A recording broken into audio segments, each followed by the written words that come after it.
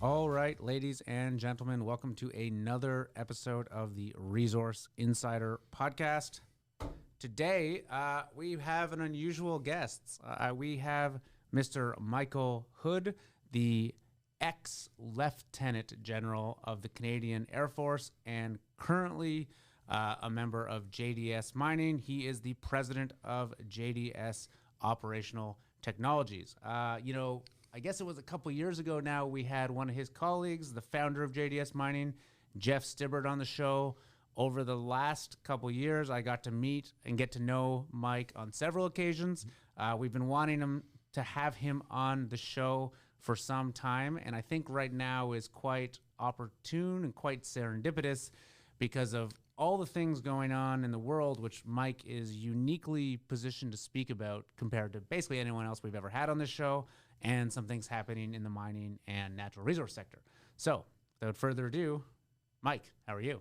Great. Thanks for having me on your show. So, we've been thinking about this podcast for about a year now, and one of the reasons I really pushed to get you on now is, I guess over the last year, particularly the last 6 months, a lot has changed in the world. We have the Russia-Ukraine conflict. We have escalation with China. We've got mystery balloons flying over Canada and the United States and God knows where else. I want to talk about all those things, but I'm going to ask if you can give me kind of the 30-second overview of what you do at JDS today, and then I want to kind of talk about how you got there and your background and what led you to this position today. No, absolutely. So you would have met Jeff Stibbert, as you said, on your previous podcast. We have a privately owned group of companies, which are all really around the resource sector, everything from engineering through EPCM construction, underground, drill and blast, a rail division. Mm-hmm. And Jeff's very entrepreneurial, and we've always had a lot of investments into technology that we believe have the potential to be disruptive in the resource sector and thus additive to our clients. And so we decided to group those all into one division because there's a number of them, and it's very opportune time. Certainly I can talk about cyber technology and the rest that we're into, but we've grouped those, and I run that division, JDS Operational Technologies. And you have a joint venture in that as well, right? With an Israeli company, I think we talked about? That's the model where we'll typically JV. So there's about three main technologies in there, but the one that is in the market now is a cyber technology. That is across many sectors, and we met the founders of it and believe it would be a good fit for the resource sector. So we've JV'd with them, and we're kind of introducing it to our clients. And it's pretty timely when we think about the number of cyber attacks that are going on in the resource sector, even in Canada, of all places. So let's maybe dig into that right now, actually. So when you say operational technology, what does that mean? What is the general overview of that? And then let's get into what you just mentioned, cyber attacks. Well, when most people, I'll just talk about cyber, probably being the most topical.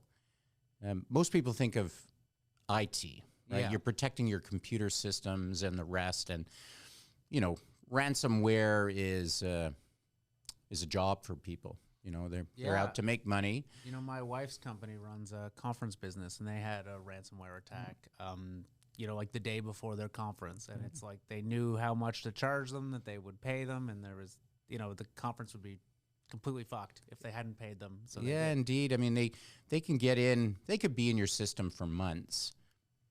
And we've even read about cases where they have looked at your insurance policy and know exactly how much your insurance will pay. And really? That becomes the ransomware to facilitate a quick transaction. But, that's generally an annoyance to a business. Yeah. But operational technology being what happens below the IT. So your SCADA system operating your plant, those are the big expensive things for mining companies. So your production, protecting your production, because if you had a cyber attack and stop production, you could be $1 million a day. But also the physical pots and pans of a plant. We've seen destructive cyber attacks elsewhere in the world. So we're really focusing on the most valuable part of any mining company's business, and that really being their production and their plant. So is this like the concept is someone can hack in and then somehow perform some sort of activity that damages the actual infrastructure, causing it to overheat or explode or any number of things? Typical one would be called a man-in-the-middle attack, and what they do, and you may remember the first really attack that came to light was on the Iranian enrichment, the centrifuges. This is about 10 years ago. So at some point, someone went in and turned up those centrifuges to about 130%, yet their HMI, their human machine interface, was showing everything operating normal at 100%. And so after about a month of running at 130%, they all disintegrated on virtually the same day. So that's the attack when you don't know what's going on in your plant is the most dangerous piece, and that's what I believe people need to spend more attention on. I'd hate to be the guy that missed that in Iran. Imagine he's not doing too well now. Okay, so taking a step back, you've spent the vast majority of your career in the Canadian military. You ended that job as the head of the Canadian Air Commander Force. of the Royal Canadian Air Force. Commander of the Royal Canadian Air Force. Thank you. So can you kind of walk us back to where you started there? Did you start in administrative roles, or were you an active pilot? Were you flying? How did that all begin? So I was I was air crew. I was a navigator on C-130 Hercules, doing tactical airlift missions. So airdrops of equipment, of personnel. Yeah. So typically deployed in conflict zones. So the span of my career was everything from the first Gulf War, which happened 1990-91 on my first tour, to virtually every conflict right up to while I was commander of the Air Force and we were actively bombing ISIS in Iraq and Syria. So I've spent a great deal of my career in or around Afghanistan, probably enough time to be able to vote in the country if they had a democracy. Yeah, it's very, very, so it was 33 years of fun. I was flying, always very operational, had lots of opportunities for leadership positions, command of squadrons, command of 8 Wing in Trenton, which is the largest Air Force base. And the last 10 years or so of my career was spent in Ottawa, mostly on national security files. So I was the interlocutor for the Department of National Defense with the National Security Advisor. I'd brief the Prime Minister, come up with force projection options in response to world events. You know, one I'm super familiar with was, and it's actually interesting now because when Putin went into Crimea and in the Donbass in eastern Ukraine in 2014, I had a group of PhDs and Osage work, and we developed Canada's plan to what we were going to do in response to that. So pretty, very interesting jobs. So I want to dig into what's going on with Russia today and what their view of what's going on with them and how we should be thinking about that. But I'm going to, just from my own curiosity, I'm always kind of interested in with people in the military in terms of, obviously there's a percentage of people that stay and you're gonna need to correct me all the way through this, and I'm gonna butcher the nomenclature of everything, but call it operational roles, right? The guys flying the planes and on the ground, and then the guys that move into the sort of leadership, administration, planning, strategic roles.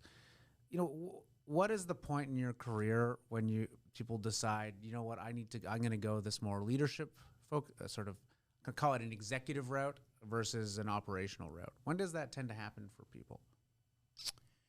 Well, I mean, there's certainly something they need to start planning early.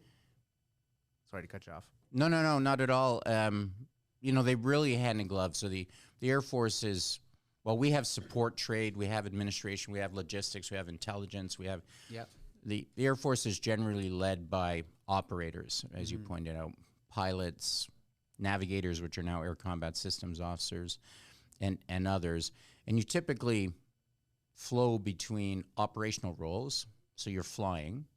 You know, I was flying as a captain, and I got sent to Ottawa to be aide-de-camp of the Governor General for 2 years. And after those 2 years, I went right back into the cockpit in Trenton for 3 years. And so you're in and out. But the last really operational command job you're going to have is running a wing. So Trenton was 4,000 people, home of all the air mobility assets in Trenton, Ontario. And that's really the crucible which you start to deal with a much broader range of issues, and that's where we choose our senior commanders from the men and women who have commanded the wings in the Air Force. And typically later, I mean, you know, I was a general officer for the last 8 years of my career, and it was all spent in Ottawa in 4 different jobs, the last one being commander of the Air Force. Do you get provided sort of formal leadership educational training on the way? Oh yeah, lots. So it's not like you work on the ground and the guys that figure it out move up. There's actual, you get sent to university, you get sent to programs, etc. You do. I mean, obviously, it's in a merit-based system. You're promoted on 2 aspects: your performance, but also your potential. And your potential is a mix of a number of things, including education. We send all of our majors, who are mid-career officers, to staff college for a year, so it's really a graduate degree, because you can get your master's degree as a result, for a full year before they go in to command a squadron.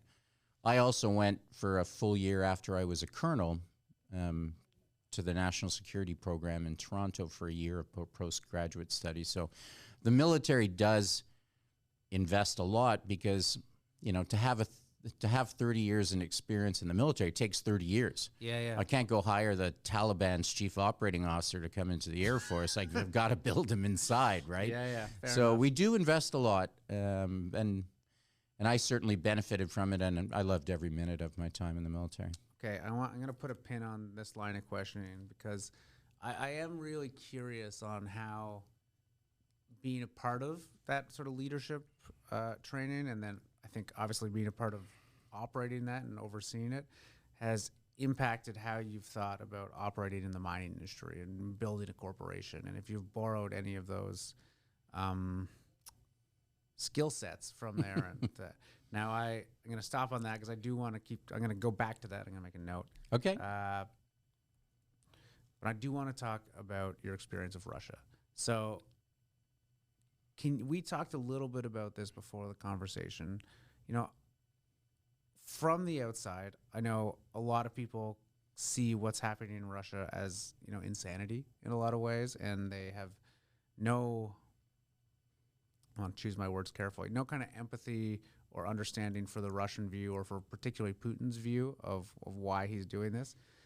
Do you view it as just empirical empire-building ambitions and him trying to reclaim what is rightfully owed to Russia in his mind? Or do you view it as an actual defensive stance against NATO's progressing into the territory? How do you see it? What have you learned from your experience dealing with this sort of thing? Well, certainly in 2014, we spent a lot of time trying to analyze just this, because the question back then was he going to continue, you know, beyond the Donbass and go all the way to Kiev? And so we spent a lot of time trying to appreciate what was his aims. It's time we were talking about this, because it's almost a year to the day that he went into Ukraine again. I think you need to understand a bit about Russia. I'm fond of saying, first of all, never underestimate the ability of a Russian to withstand misery. Okay. And because that, you know, we can't put ourselves in their shoes. I mean, there were bread lines in Russia until the early 90s, right? And the fall of the Soviet Union hasn't been friendly to them. But Russia has been invaded 15 times in the last 500 years. So we're in Canada. We have very little history, a couple hundred years of it. Our friends to the south, similarly. Russia has a long history. Yeah. It's been invaded by Finland, Sweden, Poland, Germany a couple of times that you'd know, the Ottomans from south, the Japanese. So their culture is based on a lot of that experience. And when you think of, you mentioned imperialistic Russia, many Russians believe that Russia, just as a country as it stands right now, isn't really representative of Mother Russia. Good example, Alexander Solzhenitsyn, you may recall, he wrote the Gulag Archipelago. He was jailed in the Second World War for criticizing Stalin in a letter home. And he spent all those years in the Gulag. So he was a virulent anti-communist. But he wrote, it's quoted in Henry Kissinger's book, that Russia to him and to most includes Russia, all of Belarus, all of Ukraine, and about half of Kazakhstan. That really representing it of what Russia looked like at the time. And, you know, even Crimea, for example. Crimea was Russian until 1952 when Nikita Khrushchev, as the chairman of the Soviet Union, gave it to Ukraine. Yeah. He happened to be Ukrainian. So Crimea was 70% Russian speaking. So there's some dynamics in there. I'm not making any excuses for, you know, for the attacks and the invasion and the misery that's been putting on, but, you know, it helps to understand it. And then the piece that, you know, no one really knows is how does he maintain power, obviously through oligarchs and all of his cronies now. But I suspect he's pretty vulnerable. Remember that picture of him sitting at the table and his defense minister was about 60 feet away at the other end of the table? I mean, some weird stuff going on. But as we've seen, Russia tried to do something that's very, very difficult to do. 3 armored columns from 3 different directions, converging on Kiev, combined arms. So the most complicated thing you can do in warfare is to coordinate ground maneuver with precision attack from the air and other fires, missiles, and the rest. We practice this all the time. It's really, really hard. And the Russians were found wanting. Yeah. Poor training. They have no senior non-commissioned officer corps, right? It's officers barking orders right to the troops and running in with them. So they have no one to pick up the initiative. All these things that we suspected, we found wanting. So now I go back to my first point. So this wasn't surprising to the Western military leaders that this occurred? Or oh no, I think it was. I think we gave them a bit more credit than was due, but you know, quantity has a quality all of its own. So back in, you know, the Cold War, the sheer number of Russian forces coupled with this, you know, this ability to withstand great misery, and misery being, you know, casualties, the rest. It's been a pretty dirty war. Is this basically a war of attrition now, where who can outlast, who can be the most miserable, the most longest? Well, you know, the hardest thing about war is ending them. Yeah. We don't do that well. I'm thinking of every conflict I've participated in, and I don't remember too many of them having parades at the end of them declaring victory. So now you have Putin, who probably needs some kind of win, because on some accounts there's probably been 200,000 Russian casualties. Half of those probably fatalities. So that's a whole generation of Russian youth. I mean, that's more than Americans died in the Vietnam War, when you think about it, have died on Ukrainian soil. So in a year.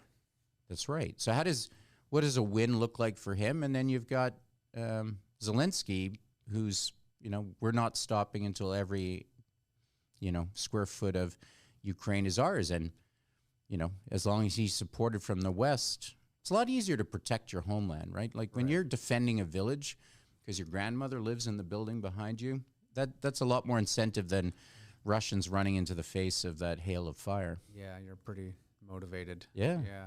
So do you see a path where this gets de-escalated over the coming year or years, or is this the new normal. And You know, I spend a lot of time thinking about it, and I mean, let's just think of Joe Biden, who was there just a few days ago. yeah, The things he's saying about Russia are not conducive to actually getting someone to talk, right? And to de-escalate these things, to end wars, you need to have diplomacy and discussion. I don't see too much diplomats out there. I think we're in a time and space where politicians speak just to their base. yeah. Who is left to be the statesman to help end this? Yeah, I know it's odd, right? Because the left and the right are both very populist now. And is there a Canadian prime minister that you remember, or that you served under in the military, that you thought was a particularly good statesman that had a real handle on this? Well, I mean, I'd say Brian Mulroney, probably. I mean, he came up as a lawyer and did a lot, and he was a very good negotiator. I mean, you got a lot done. The Commonwealth boycott of South Africa, ending acid rain, getting Canada into the G7. I mean, he a lot of things that people forget about, because back when you could be a conservative and an environmentalist at the same time. he was the greenest prime minister we ever had, right? Created more. Anyways, I'm apolitical, to be honest with you, but I was just thinking of all the prime ministers I served under, and that's the last one I thought was a statesman. And so, back to Russia, an interesting development in the last week or so is, the Chinese are coming out and saying, not so mildly in support of Russia, saying they're actually just responding to, Western aggression, or aggression's not the right word, but sort of infringement on their territory. And that coincides with us finding Chinese, what do we call them? Spy balloons, I guess. What is there? There's a better. Well, I don't think it's plural, to be straight. I think there was one. But aren't they shooting stuff down? Yeah, all but over? let's unpack that for a second. So this is what I want to know. There was a great picture in the Wall Street Journal, the first balloon, the one that went all the way across the U.S. and was shot down, and it was a balloon the size of the Statue of Liberty, and it had. Is that how big it was? Yeah, that's how big the balloon was. Okay. There's a picture of a U-2 spy plane taken from the cockpit, flying over it at 90,000 feet, and you could see the array of antennas and solar panels underneath. So that was some kind of intelligence gathering asset that was shot down, and Americans have all the pieces. What it exposed to NORAD is this vulnerability to these balloons. And there's a reason for it, because most of the radars that are in North America are tuned to ignore things going that slowly. So you avoid getting like flocks of birds as a radar return. And a balloon only goes as fast as the wind. So they're normally filtered out. You don't even see them, because they're not important. They're not a risk. We're looking for fast-moving objects that pose the biggest threat. So you get this big balloon, you shoot it down, and then you start looking for balloons, and holy geez, there's balloons everywhere. Well, I don't know if you heard about this, but the Northern Illinois Balloon Association, I think NIMBA, or came out a few days after they shot down the one over Alaska and said that their balloon, which had already circumnavigated the globe 7 times, and it stopped talking to them. So there's obviously a lot of, and I didn't know this. I mean, I'm sure your listeners didn't, but apparently there's a lot of geeky people out there who put balloons up and watch them go around the world. So. No. The U.S. is flying around killing all these So, things. I mean, you have this overreaction for a few days where we blew up 3 more, but they've come out and said that they're highly unlikely that they were.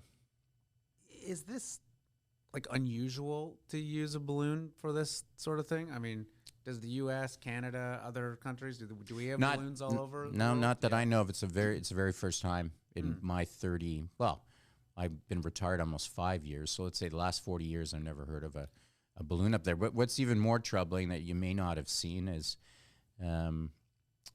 just earlier this week, the Air Force came out and said that it had found and removed a number of sensor beacons that were floating in the Arctic Ocean. I did see that, buoys or something. Yeah. So more intelligence gathering. They'll say it's climate, but it's in Canadian territory. So, that's pushing against the norms that are the strength of, Western rules-based democracy is Yeah. normative activity. So flying a balloon over the U.S. is the farthest thing you can do from normative. So, it's they're going to push as much. The Chinese are going to push because they don't believe they participated in the creation of the rules-based order, and that U.S. hegemony is getting in the way of a Chinese-shaped global Chinese rules-based order. So, from my perspective, knowing very little about this stuff, Oh, you know lots. thank you. I look at what's going on right now, and if you'd asked me that we'd be in this situation, in 2019 or 2020, I would have thought it not impossible, but highly unlikely, right? Is this something that military and political leaders and call it the Western world have contemplated and been planning for a further fracturing, I would say, between the West and maybe the more, I don't know what you'd call them, the more dictatorial powers, the Chinas, the Russias, the Irans, or are they being caught off guard by this? Well, I would say, the great thing about the military, you do a lot of planning, Right. and you tend to look at the geostrategic environment and understand where the risks are to Canada, and China's always been very high up there. I was the military interlocutor with the Chinese People Liberation Army. We used to get together twice a year. I'd go to Beijing, I'd host them in Ottawa, and we would coordinate what kind of military to military activities we'd have. Okay, we'll take a platoon of your army and we'll match them with ours for a small exercise. Yeah. Just trying to build some common ground to work from. But leaders must be thinking this, right? They must be getting their backs up and thinking more defensively than they have. And well, ironically, one of the things that people believe Putin went into was to fracture NATO. yeah, Obviously, he doesn't want NATO on his border. So Ukraine becoming a member of NATO, I think, for the members of NATO right now, was silly to imagine that we would even allow that dialogue to go forward.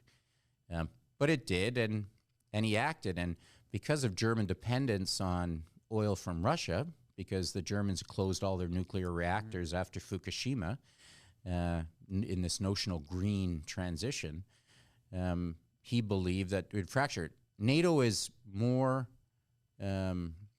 closer than it has been in the last 25 years since the end of the Cold War. I've never seen the messaging coming out, the activities, the amount of nations that are providing forces and equipment. And Germany's just increased their defense budget by 100 billion euros. yeah. So it's had the opposite effect. So that's Nothing like a common enemy to bring people together. well, I a little guess. bit. Well, so this kind of leads me into the next part of the conversation. And, this is the Resource Insider podcast. And it makes me start to think, what is the role of critical resources going forward, right? Both in terms of something that can be potentially weaponized, right? I think, tell me what you think about this, but I think there's no chance Putin would have had the confidence to invade Ukraine had he not thought he had the EU by the balls, basically, on dependence on natural gas, right? That was the big stick he had to keep them at bay. Clearly he misjudged that, or their willingness to put up with that. Yeah, but he was probably right in his mind. And we hardly did anything after the Russians went into Ukraine in reality. And Germany just doubled down on Russian oil, built the Nord Stream 2 pipeline to facilitate all of those things. So, but the EU basically placed no priority on energy independence, right? On critical element independence, and they offloaded that to Russia. I don't want to be so callous to say they also offloaded their carbon emissions to Russia so that the EU could be green. But I think what's going to happen is Western nations are really waking up to things we've been talking about in the newsletter for a long time. I'm sure you guys have been very, very aware of at JDS that countries need to control critical resources in order to be countries, to survive. 100%. I'll give you an example. Like sovereignty probably don't spend enough time thinking about sovereignty. What does sovereignty mean? Sovereignty means the ability to act, you know, when you want. You're sovereign over all your territory. Look what happened at the beginning of COVID. Canada lost the ability to produce vaccines. Yeah. We're a G7 country. The personal protective equipment and masks, we didn't have anything. And we're the country that went through SARS in 2004. I would have thought there'd be 100 million masks sitting out there. So we've been lazy to what the tools are to allow us to be sovereign. Now extend that into the military for a second, then I'll go into the resource center. I always said the Air Force was a guarantor of Canadian sovereignty because the Air Force is the only service that could get to every square foot of our country and act with lethal force if necessary. That's what you have an Air Force for. But I also told the government that when war comes, you go to war with the Air Force you have, not the one you wish you had. Right. And that's why investing, you know, over time consistently is really, really important because you can't predict. To your point, in 2019, could you imagine where we are right now? And so they finally come around and bought the F-35. We should be flying them. And anyway, so we've lost a decade. Is there any chance they get that to the scale that would be required to actually defend Canada from a significant... Well, in partnership with the U.S., certainly NORAD. I mean, there are some more tools that we need, but yes. But we're a country of almost 40 billion now. You know, so we've committed to spending 2% of GDP, which most wealthy Western nations are trying to achieve, and we've committed to do that for NATO. If we spent 2% of GDP on the military, I'd feel a lot better for the safety of my family and my children over the long term. Now let's go just for your resource insider. What about critical minerals and supply chains around the resource sector? No one should be surprised that the Alouette smelter, big aluminum smelter, part owned by Rio Tinto in Quebec, was hacked. Ransomware, shut down for a couple of weeks. Well, Russia produces 6% of the world's aluminum. Those things don't happen by accident. So, you know, Russia as a state has a little army of hackers in uniform that do this as a military role. Then there's all those other people on the periphery of it who are contractors, I guess. They're freelance contractors who are often directed where to put their energy. So ransomware is a business, right? They just want the money. That's all. But they can also be steered to areas that they want. Why was Arubis, the largest copper smelter in Europe, in Germany, hacked? Why did a U.S. natural gas pipeline blow up right around the start of the war a year ago? These things don't happen by accident. They're planned. So protecting those assets, critical assets, and supply chains around critical minerals for stuff that we're going to need, batteries and the rest, incredibly important. Isn't it funny that 95% of the critical minerals we need for advanced production are controlled by China? Yeah. I mean, that's shocking to me. Yeah. Because it's just the money. They can do it cheaper than anyone else. All rare earths, basically. The majority of lithium processing. Yeah. It's wild. Yeah, it is, and we need to fix it.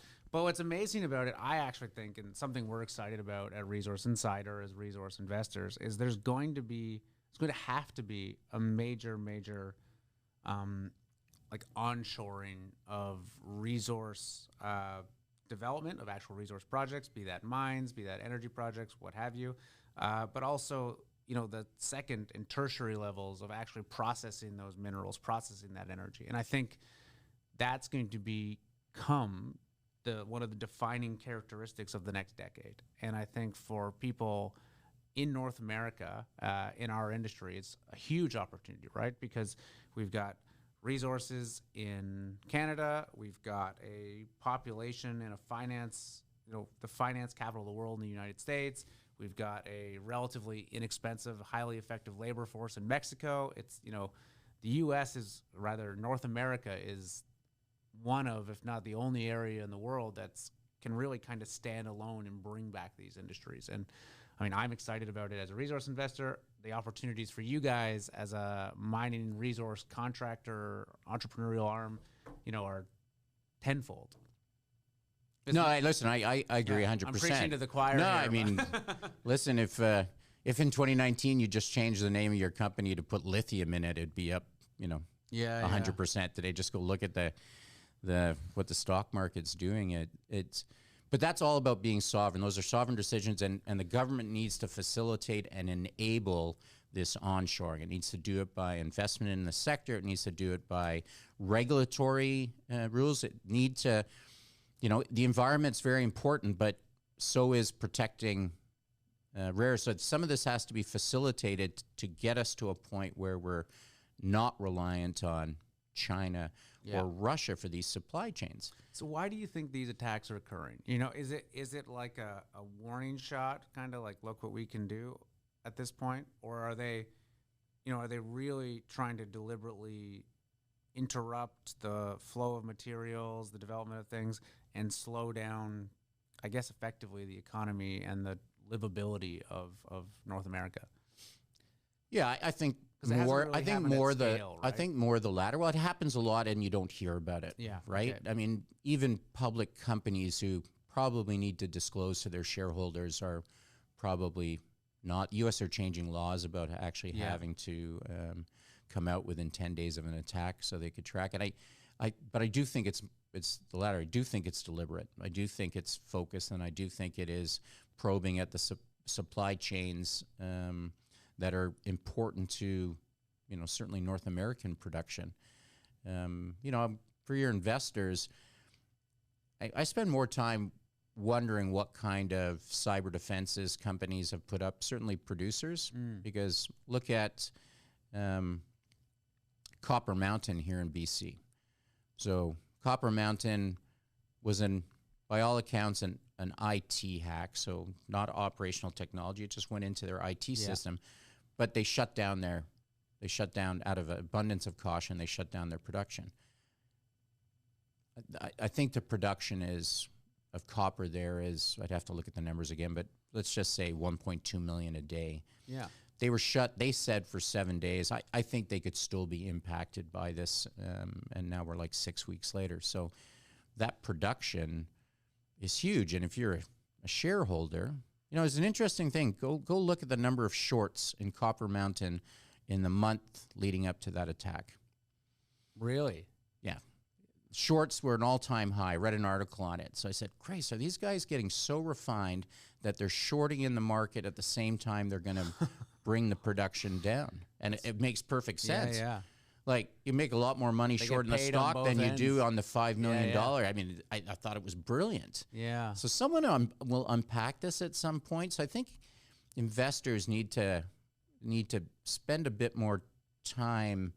If you do get a chance to talk to leadership of these companies, what are you doing to protect your supply chain? And most of them said, well, I have an IT department that's looking after it, but that's not the key. It's the operational technology in the business that I'm trying to sell. Are the CEOs and the COOs of most mining resource companies you've spoken to, is this something that's on their radar, something they're taking seriously, or are they just getting up to speed with it now? Well, I think they're getting a lot more interested in it because they're seeing what's happening here on our doorstep, and they're seeing the impacts of that. So, if I'm, you name the producer, right up to the largest. I think CEOs think that they're doing it right, but you can't rely on your IT. It's a leadership issue. Yeah. It's you really need to spend a lot of time thinking about how to protect those assets that I talked about, production and the physical infrastructure. We have a lot of mining CEOs who listen to this podcast. If there's a guy or call me Mike Hood, JDS Operational Technologies. Yeah, I mean, is that the advice, that they start reaching out to someone like you or experts in the field that that can help them identify the, I guess, weak points of their operation and help build out the capacity to protect them? Well, I mean, my discussions always elicit some interest because I can provide a lot of insights. I've told you I spent the last 10 years in national security files in Ottawa, including dealing from a pan-government on some major hacks of the Canadian government. Yeah. The one on the National Research Council by China, for example. So I can speak to some strength from my position about what the real risks are. And now that you're starting to see it get into supply chains, meaningful supply chains to our economy that, you know, revolve around the resource industry, I do think that CEOs and boards, you know, you need skill sets on boards of people who can actually talk about cybersecurity meaningfully, not having gone and done a 3-day course at, you know, somewhere who can just make sure the CEO says, yes, I've got it looked after you. You need to own the issue a bit more, because all it takes is shutting down your production for a week, and how much shareholder wealth have you just wiped out? Yeah, you're hooped. It's a bad situation. Is the government taking this seriously? Is the Canadian government, is this a priority for them, or is this outside of the scope of what? Well, they followed the U.S. lead and came out with a critical mineral strategy. Yeah. Not surprisingly, theirs is almost completely focused on minerals on their green agenda. Green so those lithiums and the rest. Yeah. The U.S. one is much more expansive. Yeah. I've done some work in zirconium, just to say it's not on Canada's list, but it is on the U.S. And interestingly, your listeners probably heard this because it came out a few months ago. Because of the U.S. Defense Production Act from the 60s, it doesn't differentiate between Canada and the U.S. So the U.S. government is able to invest in Canadian miners who are going to bring critical mineral production online. I sat through a couple of seminars in Washington. I've been in discussion with our embassy there, trying to see how we could take advantage of it from a business perspective. But they are funding Canadian businesses in the production of critical minerals on their list, all part of that onshoring. So yes, government does have a huge role. What I've seen out of Ottawa is a list, kind of some initiatives, but very light. And you think it needs to be a lot more focused, and should be investing a lot more heavily in the people that are, you know, trying to expand and onshore those minerals. Yeah. Well, that kind of circles back to the question I thought, or I came up with early on, is, you know, there's a real shortage of talented professionals in the mining industry, right? We've been in a more or less a bear market for the better part of a decade. We've got a few good blips here and there, but for the most part, we haven't seen a tremendous number of new young professionals come up through the space. I know at JDS you guys do a lot of work in terms of bringing young, you know, engineers and technical people into the business, and even I know Jeff talked about sending guys to university that he knew from Kelowna and whatnot. You know, how important is it? Like, what kind of work are you guys doing to sort of build the next generation of professionals? How important do you think that is? And then, you know, finally, is there anything you learned from the training programs and the people development aspect in the military that you're applying today, or you think we should be? Okay, so the first one.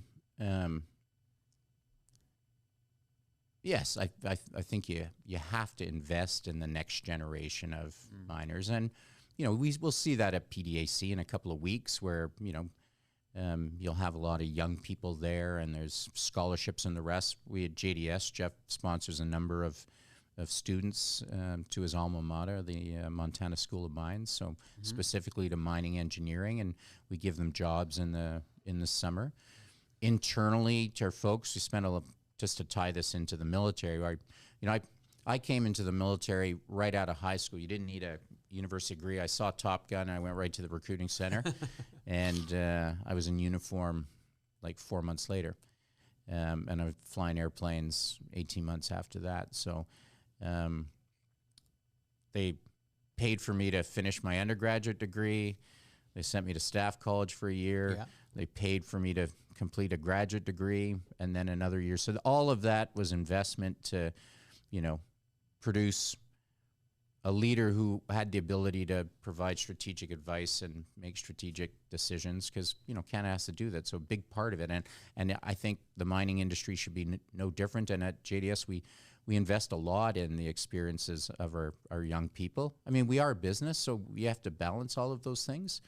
But from what I've seen, I don't think we're doing a bad job in the mining industry. But to your point about young CEOs, you're right. I don't see many about them. Most of them are geologists. Seem to end up as CEOs, and that's nothing against geologists, but there seems to be a path people follow. I mean, there's the odd mining engineer, but you don't see a lot of young people.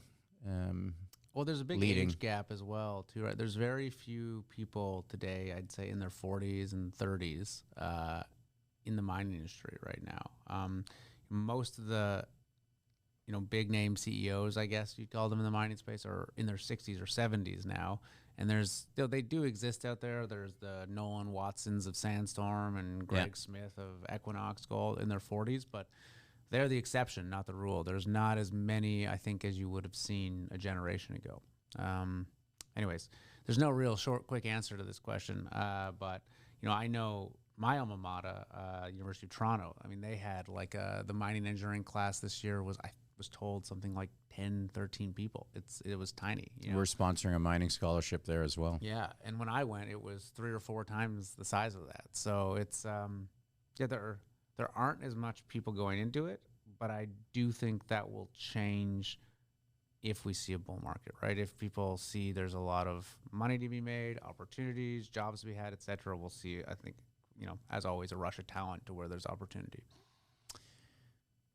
Yeah, I mean, my daughter just graduated from your alma mater not too long ago, and I'm trying to put myself in her mind. I don't think mining would have ever hit the radar. I mean, back my generation, anyways. I'm a bit older than you. People go into exploratory geology because they wanted the outdoors and the rest. And I think now with where we've got to on the people's attention spans due to COVID and Twitter and all social media has changed what people value and what they see. So it is a lot about me first and quick wealth, as opposed to probably being more curious about the world around you and going into those fields that like mining that offer very fulfilling careers. Well, Mike, I think we're coming up on about an hour now. Is there anything we didn't talk about today you think I should have touched on? Anything you want to talk about in a bit more detail? Any message for our audience? Well, no, I think we had I spent a lot of time thinking, about Russia and about, my first hour every morning is reading the BBC, the Wall Street Journal, gathering my intelligence of where we're at, because it helps me frame how our business and what we're seeing and what we're doing. I think it adds a lot of value, appreciating some of the stuff that we've talked about. And I think that the resource sector is quite vulnerable in this regard. I think we're seeing a lot more of these attacks become, it's becoming more mainstream. No one's surprised anymore, unless you're a Copper Mountain shareholder, for example. But they have still not have come out and revealed what's going on. I've been trying to get into them to talk to them about JDS Operational Technology and the cybersecurity piece. They're closed as like a clamshell, and I suspect globally there's probably 10 Copper Mountains right now. I mentioned Arubis, the largest copper smelter in Europe, shut down for a week because of a cyber attack. That they don't happen by accident, right? Yeah. So Russia says, well, okay, we don't need your oil anymore, and he says, okay, well, we're going to screw up your copper. That's the world we're in right now, right? Yeah. And you think it's going to get worse? Well, I don't see any hopeful signs it's going to improve. But it's just all about the preparation for these things. And, for a country like Canada to be able to make sovereign decisions, they have to invest in the areas of real importance. And we touched on the military, but it's not only that, it's critical supply chains. Did you see the shortage of children's and baby, Tylenol and pain medication? I saw that, and was it just a rush because there was a a flu going around in children, or I mean, maybe, but it lasted months and months and months where you couldn't buy like baby's pain medication. So I have a 11-month-old child. I was in England at the time that this happened, and I bought a bag full of paracetamol or Tylenol in Britain, and I brought it back and I gave a bunch to friends and stuff who couldn't get them anywhere. And like I had friends that were driving to the U.S. to buy medication for the kids. The only way you could get it is going to the emergency room and waiting like God knows how long, 10 hours here now in Canada. It's it's shocking the like breakdown of the system. It seems very quickly to me. Well, I mean, it's crazy. Someone needs to be thinking about these things, right? That's why we put government's number one job is the health and safety of its citizens and the protection of its borders. So what's in that, right? Where's the list of all the things that we need to be able to do ourselves? Because when the shit hits the fan, like we imagine the U.S. is gonna be there for us. Well, they're good friends. Yeah. But I want to be self-sufficient. Their people have vaccines, and their people have masks, and their people have Tylenol first. That's if you don't participate in ballistic missile defense, that missile that's coming to Calgary instead of to Montana isn't going to be a high enough priority, right? Yeah, I'm a little lost to what to say next. I guess there's nothing really most people can do about this except for the next election. Yeah, I think I mean, the political process is political system isn't ideal, but it's what we have, and that's people need to talk about it. Resource sector CEOs need to be talking to the government about the risks to their industry and the importance of it, so that policies come out that are favorable to the resource sector to produce and onshore all of the stuff that we've talked about. They have a role to play. I mean, CEOs have a lot of heft, and they need to be working with government to facilitate timelines around permitting and everything else. These are, value creation is tough, and we're in the business of value creation in the resource sector, but it can have an important role in where the country is headed. So you have a unique combination of experience in government and industry. So, let's imagine a couple years into the future, we've got a new prime minister. Justin Trudeau has gone back to being a highly paid drama teacher at a prestigious high school. Not too far from here. And we have a new prime minister, and you're an advisor to him. What would you say are the issues that Canada should be focusing on in the first year in office? Wow. That's a hard question. You should have planted that question with me before. I mean, we could talk an hour and a half just on that. I'd love to advise him just on the issue of sovereignty. What is it going to take for Canada to be sovereign? And you come through the list. Okay, adequate investment in defense, because being sovereign means, finding out, like, how long have those sensors the Chinese put in our Arctic been there? Like, that worries me. So having the ability to sense and act from space, from the air, all those are important. Excuse me.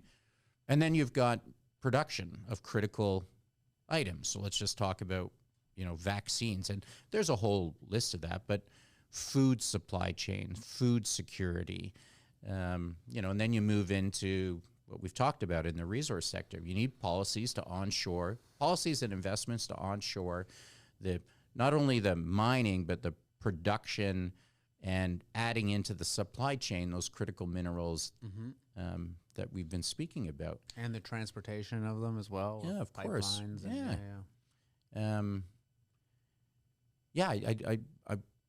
I've been surprised at the pipeline issue. I mean, one of the easiest ways to be sovereign is to produce your own energy. Yes. And we have the ability to do that if we wanted to.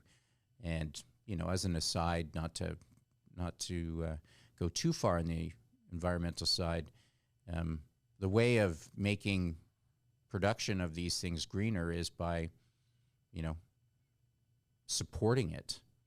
And I'm sure Suncor and the rest of the oil patch are as green as you can conceivably be in that industry because of the investments that they've made. If the government made more, then we could have that energy dependency, and we wouldn't be forced to respond to oil prices set in Riyadh. of all things. So Yeah. energy security is important, and maybe there's a transition. I actually like the idea of small nuclear reactors. I find that a very, very fascinating. Imagine you have an underground mine, just put one of these small nuclear reactors in there instead of trying to get a power line 200 miles across. Or think about Canada's Arctic, right? You Like know, how much of Canada's Arctic is powered on diesel? 100%. Yeah. So, yeah, and I think small nuclear reactors, we know even they're safe. They're not Chernobyl reactors. They're this is my frustration with the renewable energy movement, and to some degree, in that there's basically a cure for emissions already, is nuclear power, and then as a very, very effective band-aid, natural gas. Natural gas produces a hugely significant less greenhouse gas emissions than coal-fired power plants all over the U.S. There's enough natural gas in North America to power it 100 times over if you put the distribution systems in place. But I mean, there's been over $5 trillion in subsidies to renewable energy, and they've reduced the emissions by like a couple of percent. It's like, if we just done that in natural gas, the actual positive impact would have been, tenfold, 100-fold. Well, I read that China is now or about to become the largest producer of electric vehicles in the world. And that has done absolutely nothing. It's had a negative effect on emissions. Largest builder of coal-fired power plants in the world as well right now. Precisely. More than the rest of the world combined. Yeah. And you just look at the undersea cable for one of those, those windmills that are out in the water, and the undersea cable is almost all copper. Tons of it. And then just think of the mining process to it. So we've created this false economy a little bit in our minds.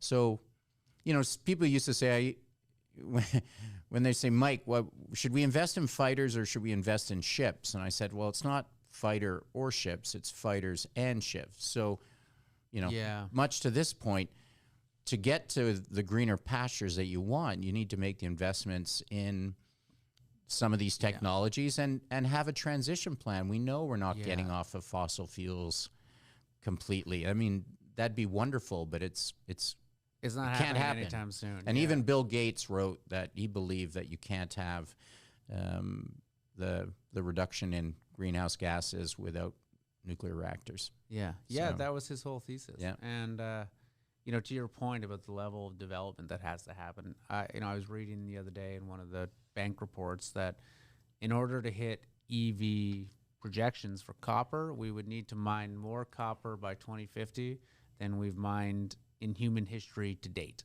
at that point. Wow. So, I love stats like that. It's pretty wild. And that is a bit my frustration, that people don't often think through the secondary and tertiary consequences of these, right? It's virtue signaling. Where did I read that the highest percentage of ownership of electric vehicles by population is Norway? Yeah. And they all have a second vehicle that they actually drive. Yeah. And there's enormous subsidies for it in Norway. So but they have this, but it's good to go to the store and back. And if they want to go anywhere in Norway in the cold, they drive their gas combustion cars. It was an interesting stat. So, I think it's great to invest the energy in solving some of these problems, but we just can't be bloody minded about it. We've got to really think.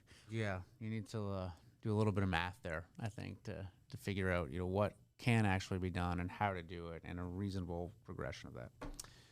All right, Mike, appreciate your time today. It's a lot to learn. I'd love to have you back on sometime. No, I'd love to, and I know you're a Resource Insider podcast, but I think some of the things we talked about are pretty important to the resource industry. Well, it all interconnects, right? And it all plays together. And I know a lot of our listeners, a lot of the investors that read our newsletter are very, very focused on these big sort of macro global changes, whether it's politically or otherwise. So they're not unique. Just for when this crisis started, I ended up doing a lot of talks to high net worth investors and that, because people were wondering where they should be putting their money as a result. What was it going to mean to the economy? And likewise, your listeners should be thinking geostrategically as well. Well, it's kind of frightening times, but never let a good crisis go to waste. Yeah, I guess. That's a great point. All right. All right. Thanks a lot, Mike. Thanks. Appreciate you coming in. No, I enjoyed it. Thank you.